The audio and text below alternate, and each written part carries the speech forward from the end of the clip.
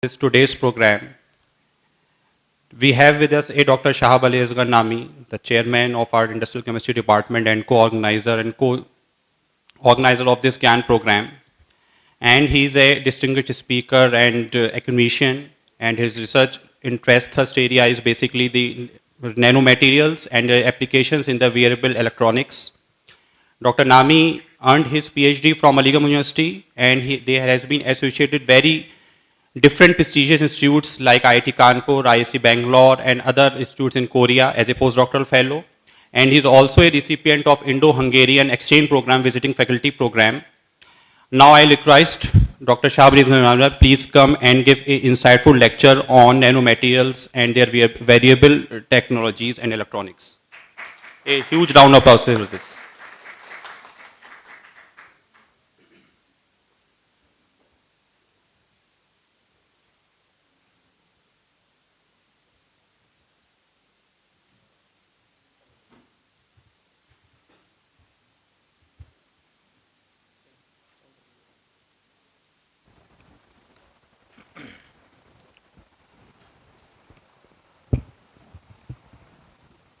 Thank you, Dr. Muhammad Asfar Shada, for the nice and scintillating introduction.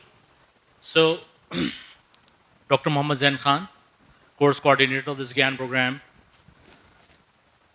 esteemed colleagues, and my always dear student. Assalamu alaikum and a good morning, and welcome you to this fourth day, second session GAN program. So today we are going to, dive into the multifunctional hydrogel chemistry. And this chemistry is exciting, and I'm also excited to share with you the benchmark chemistry, which is actually originating on the interface of chemistry and technology. So multifunctional hydrogels will be covered in this lecture, and we will see the applications in soft robotics and wearable electronics. So let us quickly go through this overview. Okay, so this is the overview of the contents which we are going to explore today. Initially, we are going to study the multifunctional hydrogels, and all of us know that hydrogels are a class of compounds that can absorb tremendous amount of water. Ideally speaking, an hydrogel can absorb around 30% or 30 times more water as compared to its dry state, which is called as a zero gel. So this amount of absorption of high amount of water actually relates somewhere chemically to the functional aspects of hydrogel. Chemically, hydrogel can absorb water only if it can form perfect hydrogen bonds. And for forming a perfect hydrogen bond, the hydrogel must contain certain hydrophilic functional groups, notably the amine group, the amide group, the carboxylic group, the you can say hydroxyl group particularly, and so on and so forth. So we are going to study a little bit of our own findings, and then we are going to study these fascinating hydrogels with regard to their incorporation of nanoparticles. And there has a lot of talk about nanoparticles and graphene oxide, and today we are going to see from the arena of hydrogel that how the incorporation of these beautiful nanoparticles having intriguing properties, and how these graphene oxide, which is talk of the town today, for the previous 3 days, that how the incorporation actually changes the properties of these hydrogels, both in terms of conductivity, in terms of tensile strength, in terms of their optical properties. So we are going to explore that also. With regard to the wearable electronics is something which is very close to my heart. And in fact, when we go through those wearable electronics, then you can see that all the Hollywood films which you have seen are going to come true. Okay, so then we are going to study it in terms of artificial muscles, that how these hydrogels can be modulated and how these are going to are replacing these muscles, the human muscles, That is how these hydrogels are, gaining importance. What is actually the properties which are making it so robust in terms of replacing various human organs, be it the lungs, be it the skin. So we are going to study that also. Then after all, every good thing has some bad things also. So we are, going to witness certain challenges also. That what are the challenges? What are the aspects which are need to be fit in? And at that point of time, I'm going to urge my young minds to find solution for these challenges. And then we will see the future directions, that what else can be done. And definitely, as I have told you, that these hydrogels are making mark in every field, be it material sciences, be it biomedicine, be it targeted delivery, be it tissue engineering. You can just name the field, I will name you the application of hydrogel. That's for sure. So then we see the bio-inspired design. We will see the beauty of nature. We will together adore that how nature is always on the forefront and the human research is on the back front, if you think in terms of nature. We can see that how a plant, a carnivorous plant is mimicking, and what is the speed of tackling its prey, and how the hydrogel is coming into play with that hand in hand. So we will see in that slide. Now, as all of you are aware, and most of you are still using IoT, that is the Internet of Things. So we will be going to see how this marriage is going to happen between the hydrogels and the Internet of Things. So then we will be studying the smart actuators, and we will see that how these comes into play. So let us begin our journey. Let us embark on the journey of hydrogels.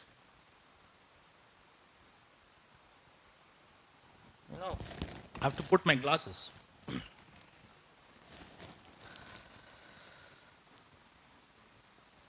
Okay, so hydrogels. As I've told you that hydrogels are three-dimensional polymeric materials which are entangled by physical cross-linking as well as chemical cross-linking, which we will going to study in the coming slides and more details.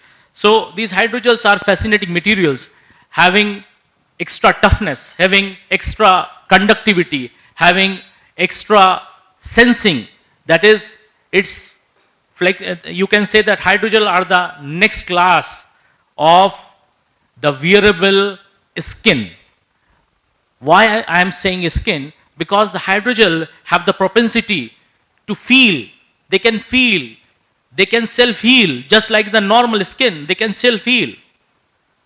Very recently, maybe 3 or 4 days back, there was a research that a group of scientists have prepared a hydrogel which can heal the skin around 75% in just 6 hours.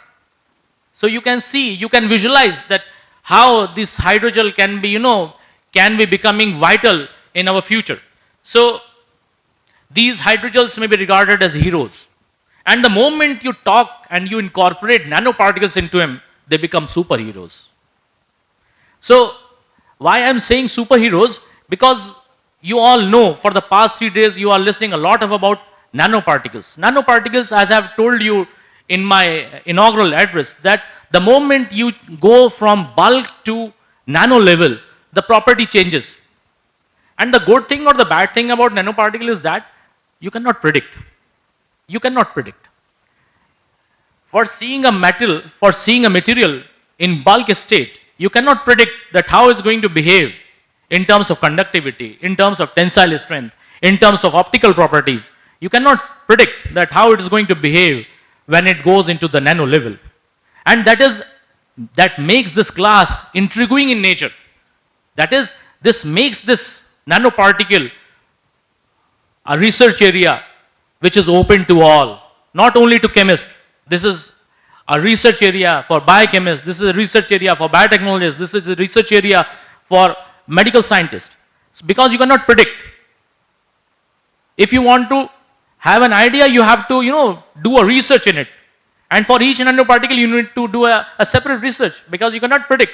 There is no hard and fast rule where you can predict the properties of nanoparticles.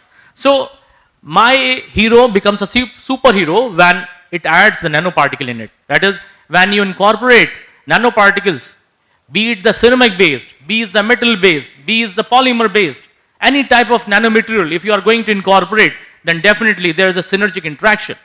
And we are going to witness, we are going to explore that synergism between the nanoparticle and the hydrogel today.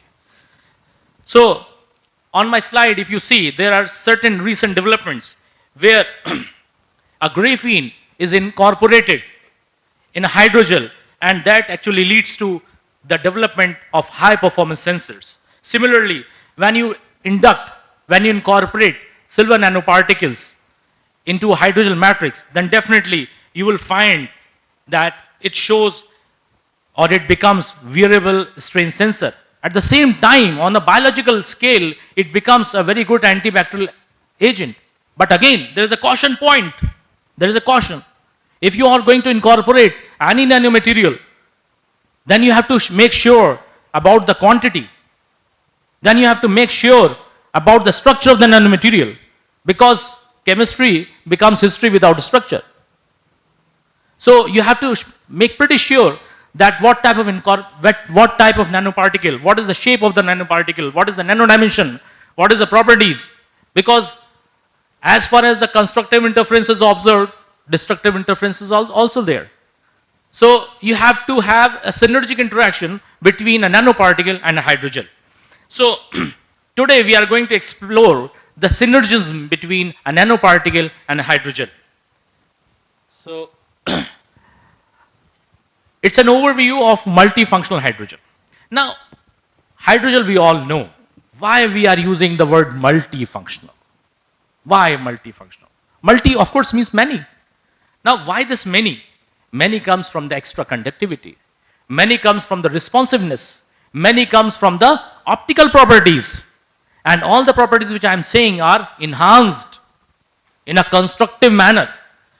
And the stimuli response, that is actually, that is the most beautiful aspect of hydrogel. That is the stimuli response. That is, these hydrogel responds to a change in pH. These hydrogels respond to a change in pressure. These hydrogels respond to a change in temperature. These hydrogels respond to a change in concentration. And that makes them the best one with regard to their application as a targeted drug delivery. Because, the human body is the marvelous creation of the God, or you can say the nature. Because it is the only place where acid and base exist or coexist. The moment a food enters into the esophagus, it goes from acidic medium, then a little neutral, and then to basic. You cannot find any place on earth where acid and base are meeting and still they are separated. The pH in the stomach is so strong that if you just put a nail in it, then the nail will dissolve. Similarly, a basicity is also there around pH 12. And pH, all of us know, is pH stands for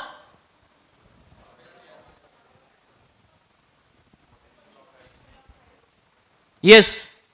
Any other brilliant answer besides this answer? No, I'm more interested in knowing that what P stands for and what H stands for.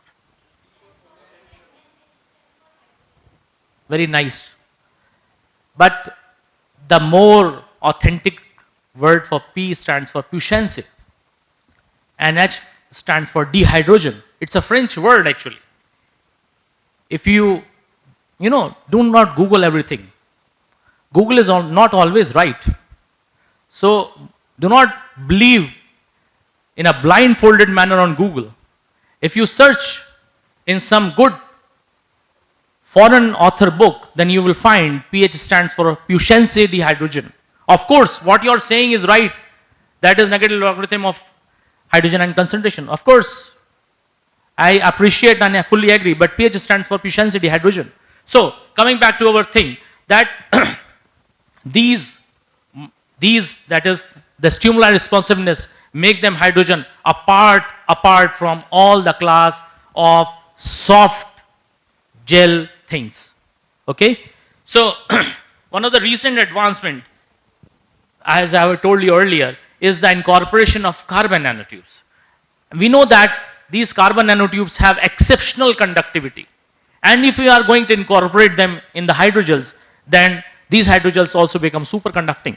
Similarly, with regard to muscle tissue, if you are going to add a little bit of silica, silica bridges, then they give exceptional tensile strength and they become valid, they become vital for the replacement of muscle tissue. So we are going to explore this a little more in detail. Now, the properties. As I told you earlier, that the multi means the spatial aspects. The spatial aspects arises because of the extra elasticity. That is, these hydrogels are elastic, and at the same time, if you stretch a little bit more, and if there is a crack, then they can self-heal also. Just like your normal skin. If you get a cut, then after a certain period of time, this healing starts. And the hydrogels are doing the same. And that is why they are the best alternative for artificial skin. So, what I'm going to say is that these are the properties which are replacing all these things, that replacing your age-old conductors, replacing your age-old turmeric creams, replacing your age-old, the age-old things, and they are actually entering in the each and every arena of human beings.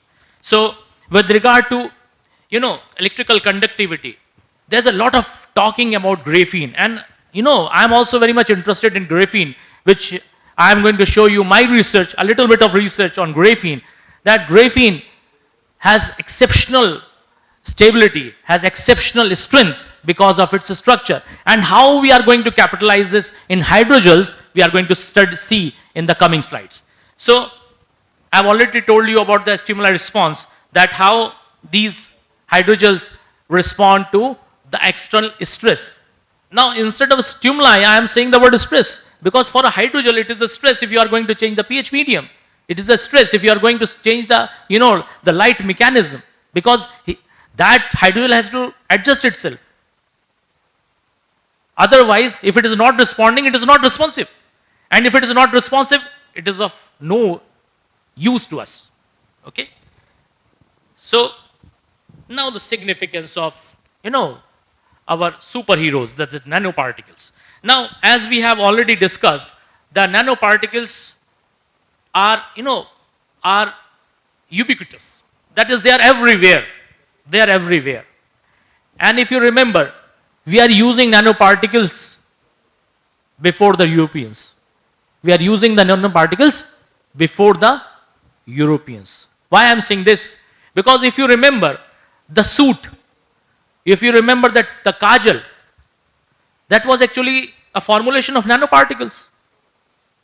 But because of the lack of research, because of the lack of instrumentation, we do not know that we are using the nanoparticle from our, from our generations. So that is the nanoparticle. Now the nanoparticles are bestowed up with special, strength, with the special conductivity, with variety of functionality. And day before yesterday, we have seen that how actually you have functionalized the graphene, how actually you have used the very strong mineral acids, and how you functionalized it. And we are using that functionality in our research. So, type of a nanoparticle. It is just a routine slide, because I suppose now you are the masters of nanoparticles. But I have to reiterate again that we have carbon-based nanoparticles, we have metal-based nanoparticles. And the moment I say metal-based, the first thing which comes to our mind is our very familiar silver nanoparticle. Similarly, we have gold nanoparticle. Now, gold is making sound more than silver because of the low toxicity, and at the same time because of the high efficacy. Now, gold nanoparticles are being used as anti-arthritic drugs. And the best anti-arthritic drug is the combination of gold nanoparticle with the betel leaf. All of you know betel leaf? That is the palm. Yes, anything which is in a in a very defined state is good. So chewing of betel leaf is good, but not to a large extent. So betel leaves along with gold nanoparticles is one of the best arthritic drug which has recently been known. So with regard to polymeric nanoparticle, their beauty is the biodegradability and the biocompatibility. Now these two words always go hand in hand, that is the biocompatibility and biodegradability.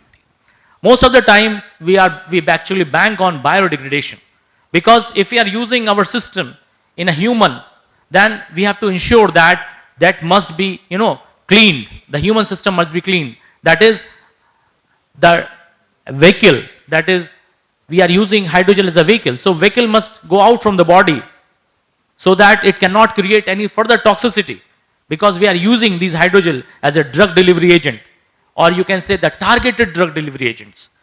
Similarly, the ceramic based nanoparticles, they are very exceptional in terms of their strength.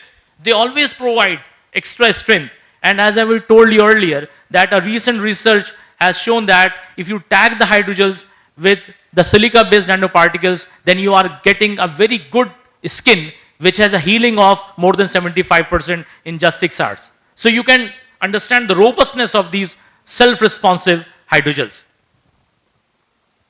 Okay, now coming to a little bit of chemistry, that is what are the different ways by which we can synthesize. Of course, we can synthesize by in situ polymerization. Now in situ polymerization means that everything in one place, that you have to add everything in just a one vessel, one by one. Now this 1 by 1 and 1 by 2 and 3 is very important. That is very important. That is, if you are using, for example, if you are synthesizing system made up of 4 components, A, B, C and D, then this hierarchy is very important. That is what you have to add first, what you have to add second, and what you have to add last. Now, what is the rule? The magic rule is you have to look for the functional groups, because chemically speaking, no reaction is 100%, and chemically speaking, no reaction is 0%. All the reactions range from 0 to 100%, and the reaction which we generally depict by A plus B is giving you C is the main reaction. But besides the main reaction, certain competing reactions are also going on. Certain parallel reactions are also going on. This we have already, we have already discussed. If my students remember, this we have already discussed during the study of our catalysis.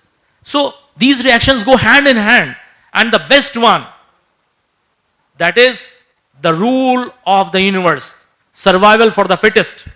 So the best one, the most stable one will be the major product always, but you cannot ignore the minor product. So you have to work, you have to prioritize your A, B, C and D depending on the functionalities, of polymers. For example, if your component A and component B are rigid in, for example, aniline in amine group, for example, then you cannot treat them. Then you have to think for a component which has dominant carbonyl group. Only then you can have a good reaction. A good shift-based reaction is there. Otherwise you cannot. So you have to establish the hierarchy in terms of their structure, in terms of their functional group. So that is the beauty of in situ polymerization. And the good thing with in situ polymerization is that you have always very good yields, because in terms of in situ, you are adding everything in one vessel. So there is always chances of very high reactivity and very low inactivity. Similarly, you have the blending. That is, you just take one component, another component, or maybe third component, and you just simply mix them and then you blend them. That is the simple one, but not very effective one. Similarly, you have surface modification. Here comes the chemist. Here comes a traditional chemist when you say surface modification, because you have to modify your surface with regard to the functionalities of your components. Sometimes you have to have the carbonyl groups as a dominant group. Sometimes you have to have amino group as a dominant group. Sometimes you have to have amide group as a dominant group, so that you can have an effective good reaction. So each of this method has its certain advantages and each has certain disadvantages, and you have to work on this while working on the table. So cross-linking mechanism. Now comes some intrinsic property of hydrogels. As we know that hydrogels can be of two types broadly, that is the physically cross-linked hydrogels and the chemically cross-linked hydrogels. And these are classified on the basis of the type of bonding present. For example, physically cross-linked hydrogels are those which contains physical cross-links, physical bonds, that is the hydrophilic hydrophobic interactions, the hydrogen bonds, the weak van der Waals forces. Similarly, as far as the chemical cross-linking is concerned, we have simple covalent bonds between the components. Now again, there is an issue. There is an issue with regard to cross-linking. Cross-linking is good, but high cross-linking is not good. Because the moment you increase the cross-linking, its property of absorbing a fluid decreases, because you have squeezed the space. So you have to have an equilibrium. You have to have an equilibrium between the cross-linking and its ability to absorb a fluid, generally water. So in case if you increase the cross-linking, then you are squeezing the space so that there is less space for its ability to hold that particular fluid or water. But at the same time, if your cross-links are not strong, then there are chances then that your hydrogel may degrade. It may lose its physical state. So you have to have an optimum equilibrium between cross-linking and the ability to absorb or hold fluid. Now characterization technique. This is very much vital. Vital in the sense that if you have prepared a loin in the lab and the instruments is telling that it is not roaring, it is barking, then definitely you call it a dog. This is like this. So you have to have full establishment with regard that what you have proposed is absolutely prepared, is absolutely being synthesized. And for this, you use a variety of spectroscopic techniques. You use a variety of morphological techniques. And for ascertaining its stability, you use a certain thermal techniques. With regard to the structural determination, with regard to the functionality, you have to use our age-old technique that is called as the IR. Now what is the basic principle of IR? Yes, my dear students? What is the basic principle of IR?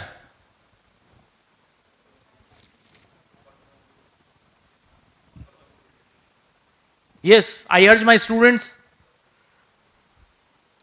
it's still a day.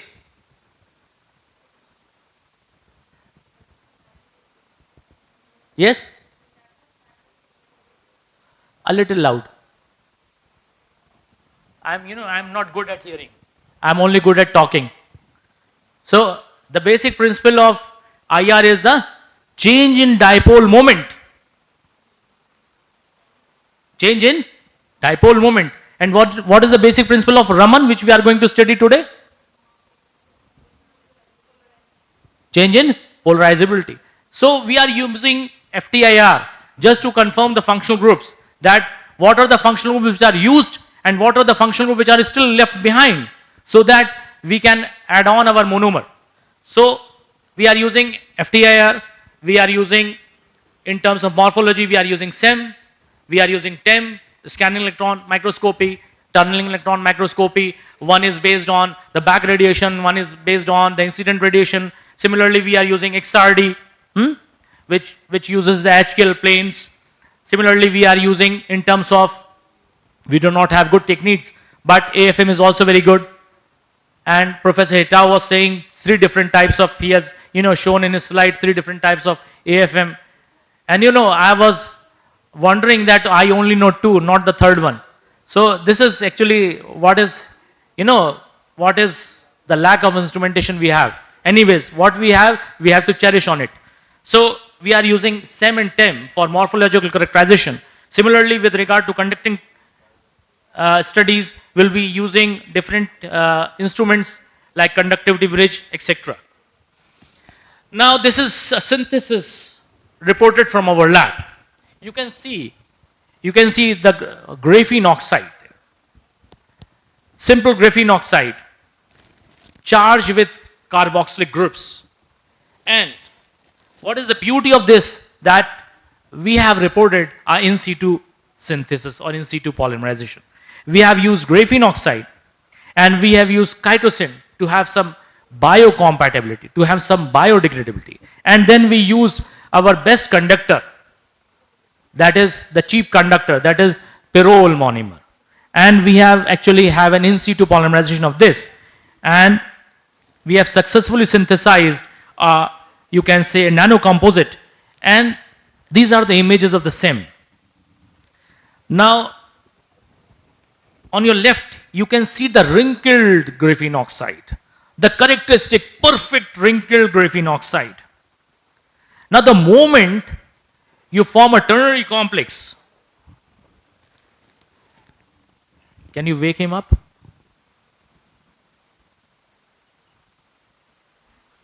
Okay, so the moment you convert into ternary graphene, ternary nanocomposite, you can see the structural difference. And the TEM is, the TEM is a witness to it. You can see that how the wrinkle structure gets lost and you get pieces. This is, you can see the beauty of these ternary nanocomposite. And practically what we have done, you can see the dye removal efficiency of this. This is the study reported from our lab. You can see a clear-cut difference with regard to the concentration, increasing concentration in ppm. And we have removed the Congo red dye. And this study was reported in Polymer Composite Journal, a good journal with regard to material sciences. Now, from this good results, we put a front forward, and then we have utilized a fully ternary hydrogel. Now these ternary hydrogels are actually fully biocompatible. Biocompatible in the sense that now we have all the three monomers are compatible, biodegradable, and now you can see that we have used CMC, we have used glutamic acid, and we have used chitosan. Glutamic acid you will be taking in your lunch today, because no food can be cooked without glutamic acid. That is your beautiful garlic. Garlic contains glutamic acid. So we have used glutamic acid, and we have used glutamic acid as a cross-linker. Although in the diagram you can see it as a monomer, as a component, but it actually is a linker. It is a linker. And you can see that on one hand we have an ester linkage, and on the other hand we have an amide linkage. And they are actually prepared in a very good yield. And again, you can see the removal efficiency. Now we have used two dyes. On the upper side you have methyl orange. On the lower side you have amido black dye. And the beauty of the dye removal is that it is working in both the conditions, that in the acidic media and the basic media. That is the robustness of this ternary hydrogel, that it is equally good for the removal of cationic as well as anionic dye.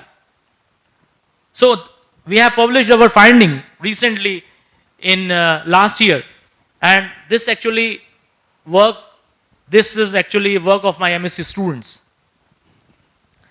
So now the heart of our the talk, the wearable electronics. Now, as the word is saying itself, wearable electronics, and wearable, that we can wear. that you can regard hydrogel as a fabric of future. That in future you will be wearing a shirt of hydrogel, maybe. Because now it's high time that you are using these hydrogel as in the form of patches to monitor your glucose level, to monitor your hypertensive effect. You are using these to, to know that whether you are happy or not. Because it has the ability to change color depending upon your response of the body, because they are all responsive. And that is the beauty of these hydrogel, that is they are highly responsive. They are just like the human skin. Where, and all of us know that what is the difference between a good touch and a bad touch, and hydrogel can tell you that. So you can understand the robustness of this, that it can sense. And in the coming slide we can see its speed, its robustness. Okay, the applications of hydrogel. As I have told you that they have numerous applications. They have applications in health monitoring. Just now I told you that we can have in the future patches to determine our emotions. Our emotions can be reflected by the color of hydrogel. Okay, if we are wearing hydrogel and your hydrogel is green and mine is red, then you are not going to talk with me because I am red. But if you are green and I am green, then okay, we will talk. This is like this. In the future, this is going to happen. It's not a Hollywood movie anymore. We are going to talk on the basis of the patches. So I urge you to take this opportunity, that the future of hydrogel is very bright and there's a long way to go. So at the same time they are flexible. They are flexible and they can be used in semi-arid as well as humid conditions, because now we are able to prepare hydrogels. And if you remember the first slide, this is my hand and this is the hydrogel which we have prepared in our lab. This was prepared late back in winter. So we have prepared a hydrogel which is very good adhesion property, and still we are working on it. And for research ethics, keeping in mind the research ethics, I am unable to tell you what are the components, but still we are getting very good, marvelous results. So now we have to, the hydrogel is in our lab is ready. And the only thing is we have to ascertain that whether it is responding or not. So we have achieved two things. We have achieved the good adhesion and we have achieved a good tensile strength and a good workability. But application part is in progress. So coming back to our slide. So they are flexible, and recently you have heard that in Bangalore now the robotic mates are there. Now for a robot to become a maid, she must have a mother's touch. She must be sensible. So all these properties are to be incorporated by using the hydrogels, and how they are being incorporated we will be seeing in the coming slides. So the role in energy harvesting. That is actually the area of Dr. Mohammad Zain Khan. I am not going to encroach much in that energy harvesting, but still these hydrogels are very good in terms of energy harvesting, because we can have piezoelectric hydrogels where we can convert mechanical energy into electrical signal, and that is actually one of the major application where we are going to use the hydrogels. Similarly, triboelectric nano generator, that is one of the very recent area that is very fascinating in the sense that if you are moving your fingers, then you are actually making some physical movements, and by making some physical movements you are generating electricity. You are generating power, and you can use this power to further do some other works. So just by the movements of your hands, movement of your body, you are going to generate electricity. And that is only possible by using triboelectric nano generators. And that can also be incorporated in the hydrogel. So you can understand the beauty, the robustness, the versatility of these hydrogels. Okay, now comes our nature. Soft robotics. Most of the soft robotics are actually bio-inspired. They are biomimetic. They are biomimetic. Biomimetic in the sense that, for example, you can see a jellyfish or you can see a starfish. Its movement is so smooth then that it catches the prey and the prey does not know that starfish is very close.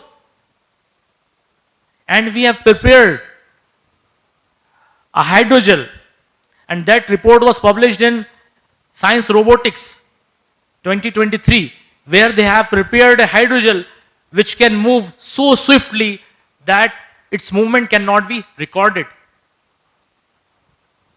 So now the artificial muscles. Hydrogels mimic the muscles and they have very precise movement. You have heard the robotic arm. You have heard the robotic arm surgery. Soon you will be going to heard about the hydrogel based surgery. Similarly, soft grippers.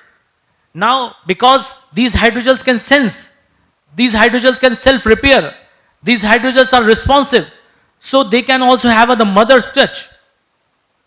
Earlier, what happens that the traditional robots, when they try to hold the things, they have a very strong grip. Now, if you ask a robot, a traditional robot, to bring some eggs, then okay, it will going to grab 3 eggs, out of which only one will be in the proper state, other will be cracked. But by using the hydrogel, you have a soft touch.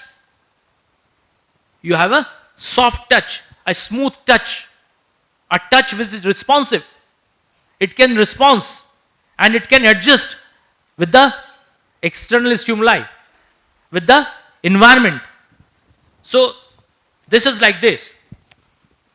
Now how the nanoparticles comes into this arena? Nanoparticle actually enhances most of the properties. For example, in terms of conductivities, nanoparticles enhances the conductivity. For example, if you are going to incorporate multi-wall carbon nanotubes, then of course they have a very high conductivity. Now for say, if you are going to reinforce silicon, SiO2, then by reinforcing SiO2 bridge, you can have a better stability, better durability. Similarly, if you are going to install certain ceramic material, then you have very high tensile strength. In one of the studies, they have incorporated silver nanoparticles in the hydrogels, and these hydrogels can be effectively used as ECG patches. So these, if you remember, if you are keeping a close eye on my slides, then you will see all the references only 1 or 2 or 3 years old. Did you notice that or not? I was shown all the references after 2020. That is, most of the references are after the COVID era. After the COVID era. So you can understand that how much faster pace is involved in terms of research in this burgeoning area of hydrogel research. Similarly, now there are challenges. Now you can see the other face of the coin.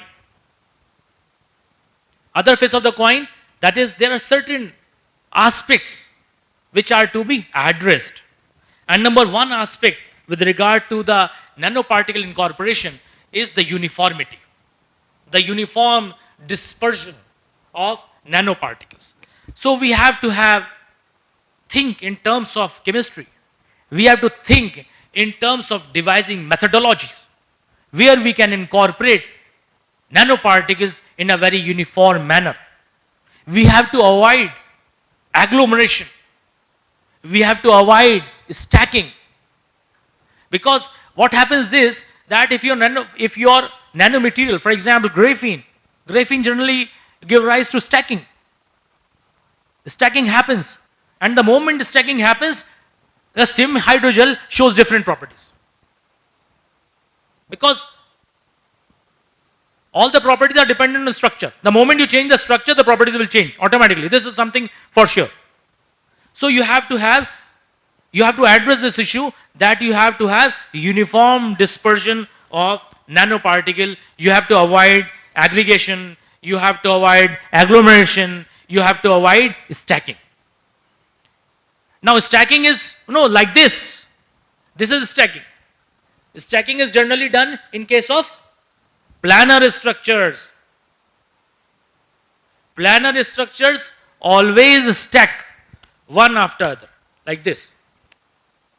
While particles agglomerate,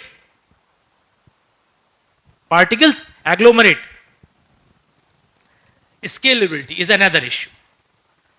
Because most of the nanoparticles are too expensive to incorporate. Although we have some silver lining is there in terms of scalability. If you are going to synthesize your nanoparticle by using biogenic approach, then of course you can avoid harmful chemical. Of course you can avoid high cost. Only if you are using the biogenic approach, but not always. Similarly, I have already told you about the cost. So you have to have certain alternatives of these costly nanomaterials. Okay, now comes the real problem with regard to toxicity and biocompatibility. Toxicity is something very inherent. For example, calcium is an essential element for us, but after a certain limit, it becomes harmful. It occurs in the body in the form of cataract. Similarly, copper is also an essential element, but a little more can cause a Wilson disease. So you have to make sure that the element, that the metal or any substance which you are using must be in the permissible limit. So similarly, there was a study reported in toxicology reports in 2023. Again, you are seeing the year of my reference. It is 2023. It is not the reference of my father's time. It is the reference of my time and your time. Okay. So you can see that silver nanoparticles, an excess can reduce the cell viability. Similarly, biocompatibility is also an issue, because you are using this hydrogel straight on the skin. So you cannot compromise it. You cannot use harmful chemical. So you have to find alternative ways to have compatible hydrogels. Degradable for environmental concern and compatible for human. So you have to have biocompatible and biodegradable. Okay. Environmental impact. So natural polymer based hydrogels, definitely we have to use only those hydrogels which are degradable. Otherwise, what you can do, what will be done, that you do a work for 1 rupee and you create a problem for 2 rupee. So you have to avoid such type of materials which are not biodegradable. And that is why most of the time we are using cellulose based hydrogen. And as far as cellulose is concerned, I remember a study which we reported from our lab, and unfortunately it was not published. We have prepared a nanocellulose based eardrop in our lab. And because we were unable to find some good collaborator for testing it on human system, that nanocellulose based hydrogel was actually ointment based, where the hydrogel was sustainable deliver of that particular, for example, we have used it for dextran 6. So it was releasing that chemical in a sustained manner. So instead of using eye drop 3 times a day, you just put a hydrogel once in a while and okay. Now from morning to night, no need to put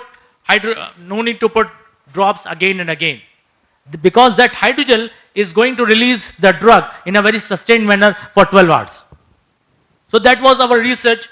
Unfortunately, it was not published, but we look forward in doing more and then publishing it in some good journal. So cellulose by hydrogel with embedded nanoparticles can be degraded within weeks. And this was a study published in Green Chemistry, again, the year 2023. Similarly, we should have a sustainable synthesis. And sustainability is one of the major goals of Government of India, that is SDG 3. Sustainable Development Goal, SDG. And if you remember the G20 summit, that is one of the goal. SDG was one of the goal. Okay, now the future. Now the research is in your arena, is in your area now. Now what can be done? So we can prepare hybrid nanocomposites by combining different sort of nanoparticle, because this type of studies are still very rare, where we are using more than one type of nanoparticle.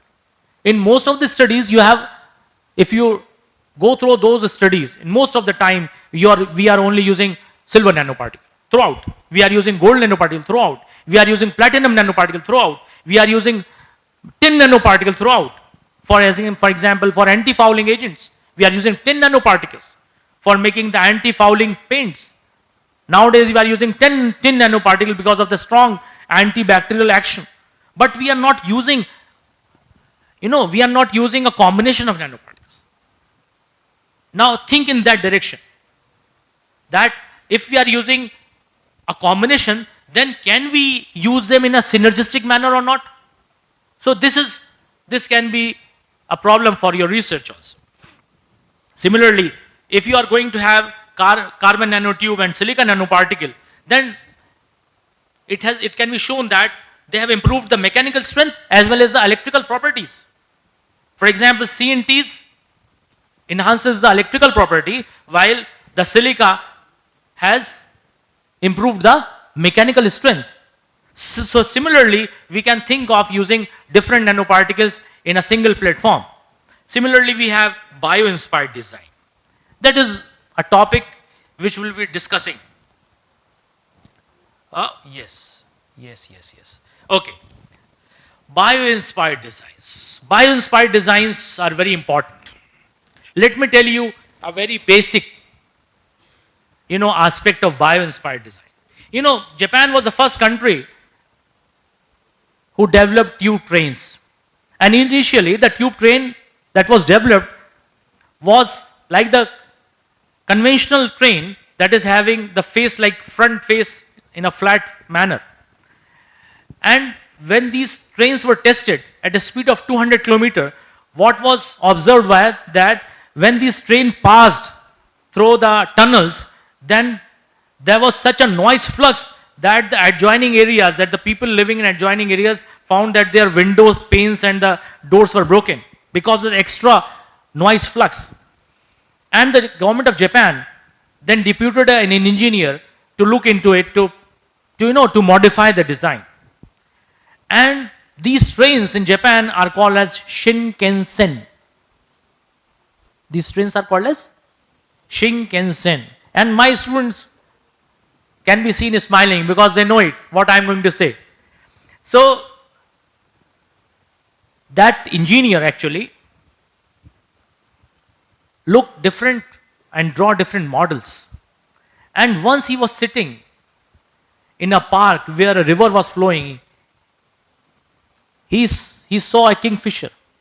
Kingfisher, we all know kingfisher. And kingfisher is actually going for a prey, and he was observing a fish which is in the water. And what kingfisher done to catch its prey, it quickly draw its beak into the water and catches the fish. And what that engineers observed is that once the beak was inside and the fish was caught and the beak come outside, there was no ripples. There was no ripples That is, there was no production of sound waves in the water.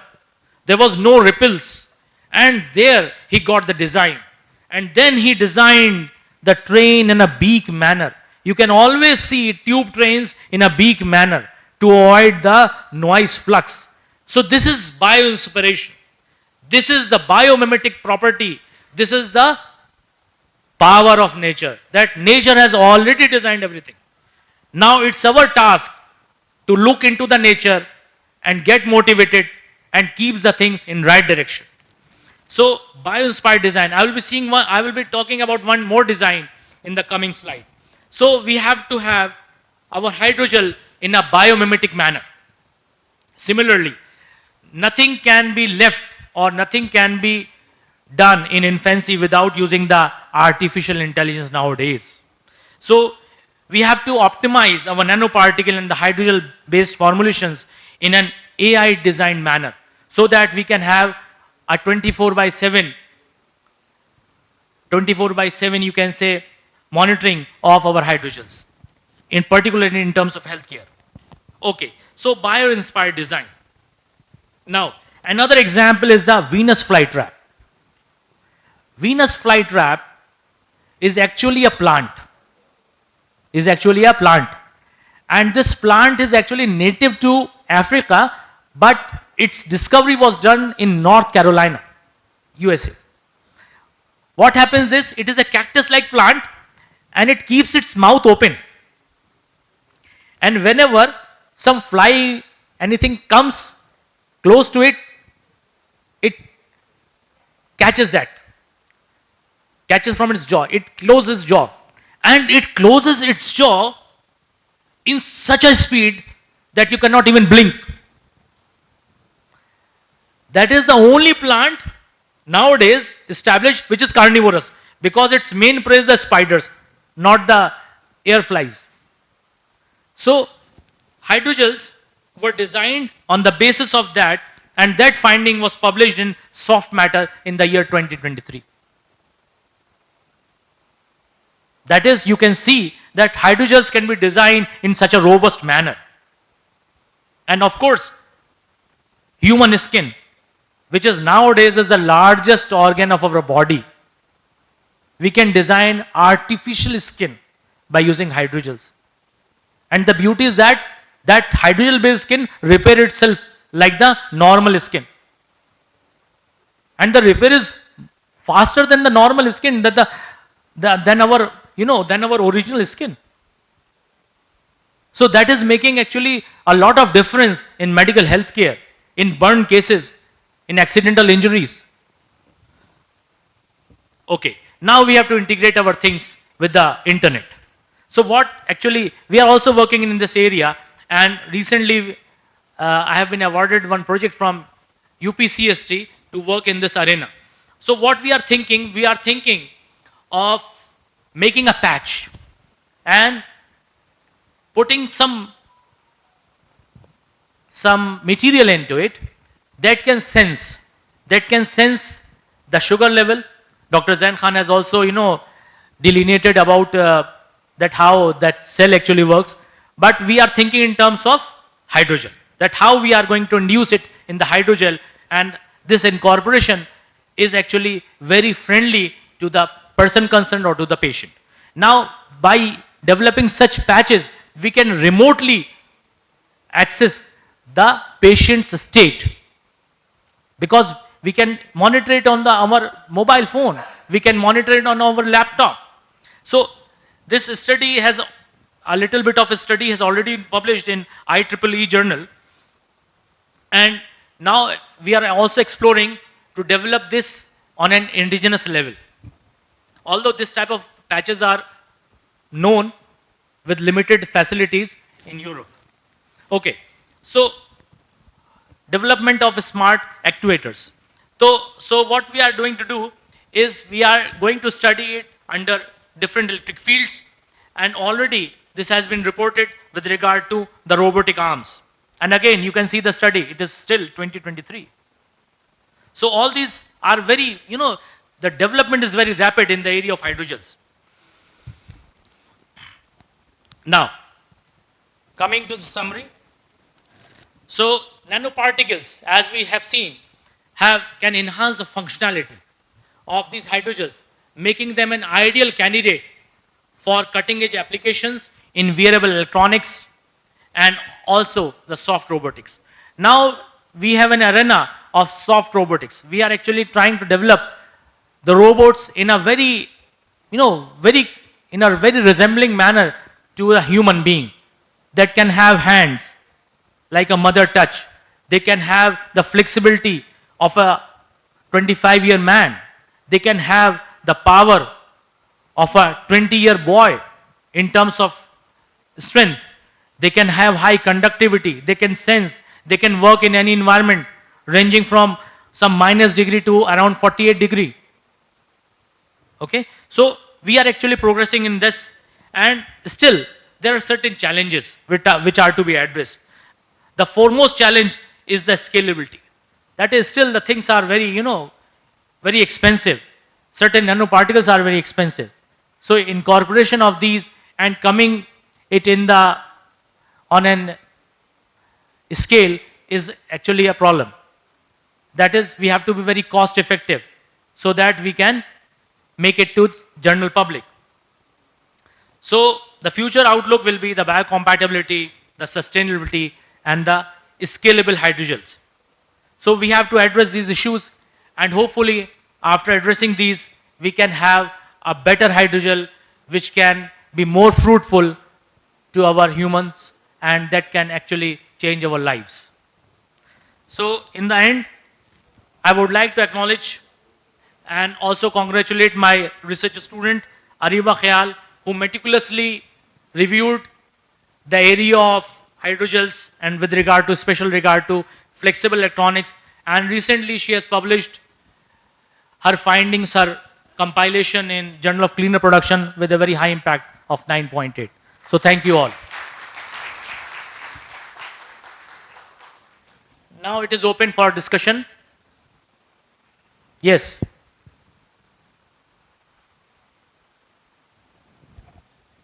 Aditi, any online?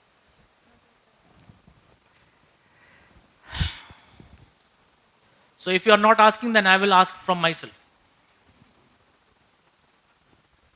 Yes.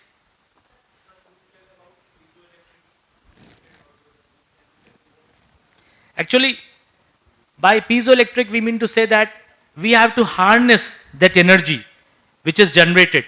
So what we are actually intending to do is that we have to have a hydrogel which by movement, when the electricity is generated, that can store that electricity and that can be used for some other meaningful purposes. So that is the use of using the piezoelectric hydrogels. A similar case is when we are going to use that movements into the energy. Yes.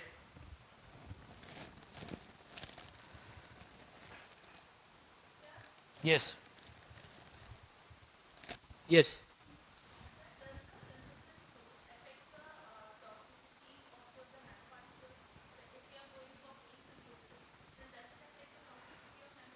Yes, of course. Nanoparticles can be affected in a number of ways. You can have a seat. Nanoparticles can be affected in a number of ways because the properties of nanoparticle depend upon the type of synthetic protocol, its size, and of course the materials which are using. So the moment you change any one of them, the properties will change. Yes, of course, morphology will be affected first because the moment you change the size, the morphology will be changed. And moreover, nanoparticles, as I have said, that it is not always good. Although we know that silver nanoparticle is very beneficial for us, it has antibacterial action. But after a certain, after a certain concentration, it shows toxicity, and that study has already been reported that it becomes toxic. Even if you incorporate after a certain permissible limit, then the hydrogel will also become toxic. It will show negative effect. Yes.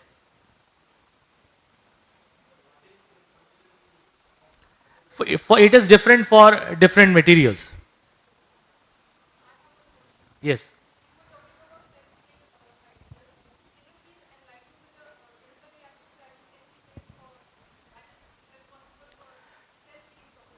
Actually, self-healing, what happens is, we have two type of cross-links. We have the physical cross-linking and we have the chemical cross-linking. Now, for example, if you are going to stretch your polymer, if you are going to stretch your hydrogel, then it will stretch up to a certain limit, and after that it is going to distort and finally it will break. So this distortion and eventual breaking is actually, if you think in terms of the atomic scale, then actually you are lengthening your bonds and finally you are breaking your bonds. And initial stretching is because of the physical crosslink, but the eventual breaking is because of the breaking of the covalent bonds. So the moment each hydrogel has a permissible limit, that each hydrogel has a certain, certain length that can be stretched, and after that it can be broken. So that actually depends upon the type of bonding which is there, whether it is amide linkage, whether it is ester linkage. So each has a different stretching frequencies and each having a different bond energy. So the moment you came out that, the moment you increase, so at that point of time it will rupture. Yes, it is intrinsic property. It is intrinsic property because it is dependent upon the bonds. Yes.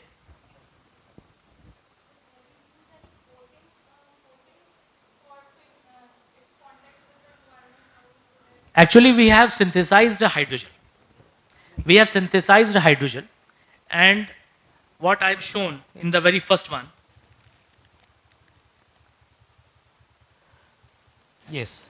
Here it is. This is the hydrogel which we have synthesized in laboratory. You can see there, it is sticking on my palm. So, luckily or fortunately, whatever you want to say, is that we have synthesized a hydrogel and without using any additive. Of course, in some cases we need additives so that we can have a good sticking. We need good addition. But in this case, it was found that this was already having some inherent property that gives some sticking property. And you can see the angle of my hand. If it is non-sticky, then it may fall down like this, because this is 45-degree angle. So it is still there, it means it has some inherent addition. So otherwise, if do not have that addition, because in certain cases there is no addition, then we have to add one component for addition. Yes. Yes, because it is composed of biodegradable monomers. That's what we can at this time propose. Bec-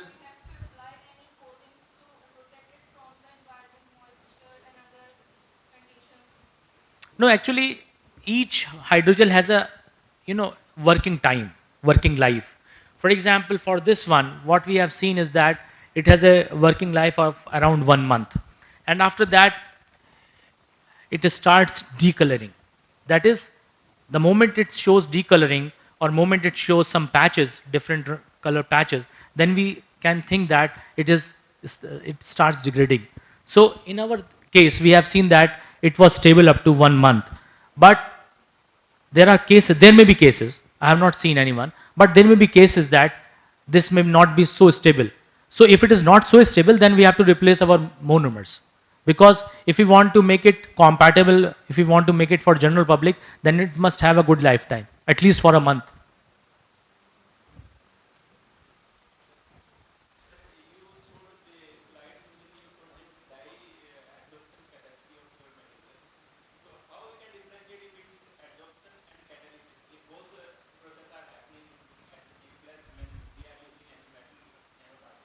For example, if you have seen in my slides, it is purely an adsorption process.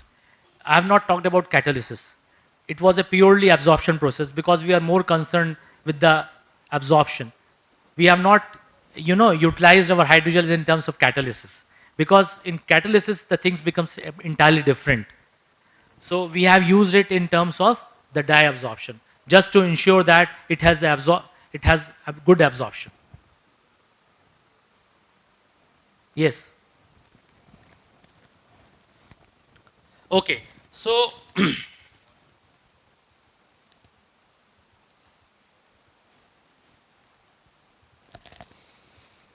now let me go through this once again. Now you can see graphene and you can see chitosan and you can see polypyrrole. These three things are entirely different. And luckily what we have found that our nano composite was found to be excellent in terms of its strength because of the geo. And it was biodegradable also because of the presence of chitosan, what we expect. And it was conducting because of the pyrrole. In most of the cases, we choose monomer depending upon the area, that which type of area, which type of problem we are going to address. In the later study, if you see that we have, since now we are more concerned with hydrogen. Earlier it was nano composite. When we were talking about nano composite, we were not talking about the human subject. But the moment we are switching over to humans, we have to make sure that it must be biocompatible. And at the same time, from environmental perspective, we have to make sure that it is biodegradable also. So you have to choose your monomers depending upon at what is your area of application and what is your problem which you want to address. So you have to take on this basis. Similarly, if you want addition, then you have to have some certain monomers. For example, you can use glycol because glycol has some inherent property of sticking. And at the same time, it is also very safe on the skin. Glycol is generally used in burn cases. So it is very friendly to the skin.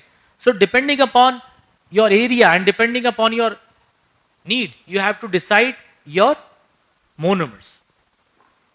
Okay? Yes.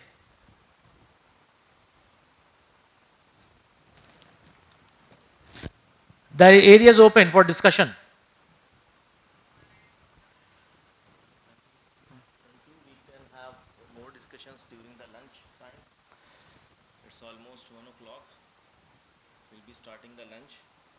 As today the lunch break is 1 p.m. to 2 p.m. and then we'll proceed to the Nanotechnology Center and UC.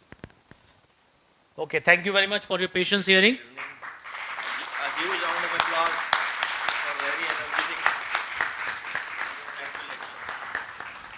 Okay, thank you very much.